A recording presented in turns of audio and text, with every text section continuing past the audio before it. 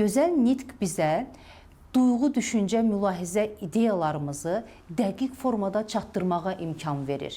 Gözəl nitq bizi professional göstərir, hətta yaraşıqlı və gözəl göstərir. Məsələn, çox gözəl bir xanım təsəvvür eləyin. Saçının telindən tutmuş ayaq dırnağına qədər çox idealdır, elə bir rəssam çəkibdir. Amma ağzını açıb danışmağa başladığı zaman çoxlu nitq qüsurları varsa, o bizim gözümüzdən düşür. Küçə danışıq tərzini onun ünsiyyətində biz görürüksə, yenə də gözümüzdən düşəcək. Ona görə də təkcə sözlərin deyil, elə hərflərin düzgün tələffüzü ilə işə başlamaq lazımdır.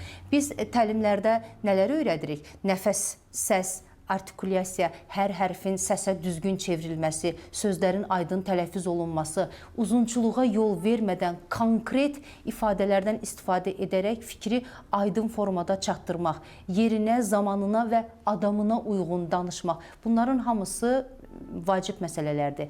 Əgər biz buna sahib deyiliksə, necə düzəltmək olar? Bu sual əslində çox şaxəlidir. Bəzi adamlar kitab oxuyaraq nitqini düzəltmək istəyir, bəziləri YouTube və digər internet resurslarında olan məzmunlara baxırlar. Amma hər zaman ən yaxşısı bu işin bilicisindən birbaşa təlim almaqdır. O sənin boşluqlarını daha dəqiq bilir və ona uyğun sənə təlimatlar verir.